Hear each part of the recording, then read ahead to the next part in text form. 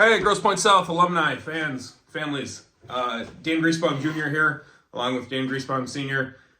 Just going to chat a little bit about our upcoming inaugural Grosse Pointe South Hall of Fame event.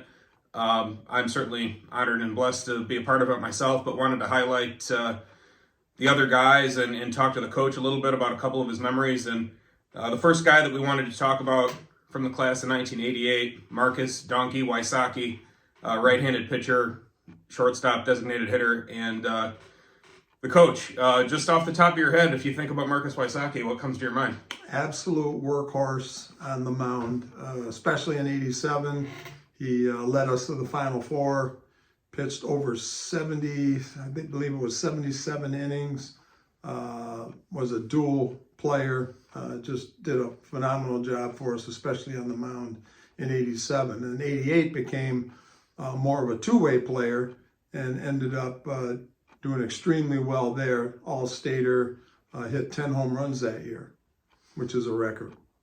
So it's tough to remember now, but 1987, you're still a pretty young coach at that point. You had started at Grosse Pointe South in 1984. The 1987 team, not necessarily the one that you thought was the best of that early group, just from a pure talent standpoint, was it? No, in fact, we had only 2 returning starters that year from the previous year. So for that team to reach the Final Four in '87 was just a phenomenal accomplishment. Now, Marcus himself, you had come off of some other guys before him that were good pitchers. Notably Rick Leonard being one that went to the University of Michigan. Did you see something in Marcus early on as a freshman or sophomore where you thought he could be the next ace of the staff? Well, he was just very confident. He was a bulldog on the mound. Marcus wanted the ball. That was his biggest attribute, I believe. He wanted to be there in the crucial situations, no doubt. Now, hate to talk about negative things, but Marcus's last game as a high school baseball player, probably one of the losses that you remember the most, I would think. Yes, unfortunately, we ran into a really good Midland Dow team. Well, go ahead. You can talk about that one. That's actually not the one I was referring to, but that was the last game in 1987 was the Final Four against Midland Dow. Right. He started that game, of course, because he was the man and was going to be on the mound there in East Lansing. But I was actually referring to his senior year, the one against Grosse Pointe North. We ended up losing 2-1. Very unfortunate loss there. We felt that we got shafted by an umpire's call. Ball bounced in the dirt on a bunt attempt, hit our batter, Marty Sad, and they did not award him the base. And we ended up losing due to feels like a Lions Cowboys situation where somebody procedurally got something wrong. The umpire saying at the time that if the ball hits home plate or hits the ground first, that it's dead, which is not a correct rule interpretation at all. But certainly one of the, unfortunately, in this business, there's always going to be memorable losses as well, and I would think that that's toward the top of the list, correct? Right. Instead of having 2 men on, nobody out, which it should have been, we had 1 man on and 1 out. And again, ended up losing the game 2-1. Now, another fun to look back on now, not fun at the time, memory that Marcus might remember. He was run by an umpire from a game. Do you remember that situation against Lance Cruz North when he was thrown out of a game? I do not remember Marcus getting thrown out. I believe a word that was not one that normally gets you thrown out of a game, something like "oh my God" or "I can't," something of that nature on a strike call, and was thrown now out. I do remember that. Yes, now I do remember that. Yeah. But it seemed like a lot of umpire drama in the late '80s. No doubt, no doubt. But Marcus, against us, I might add. Right.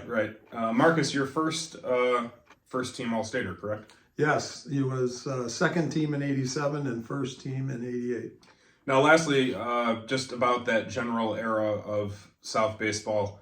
Marcus, the first guy going into the Hall of Fame, but who are some of the other guys, generally speaking, of that late '80s time period that you see maybe down the road? Obviously, there's going to be more Hall of Fame classes, maybe some potential candidates that might get discussed for the Hall of Fame.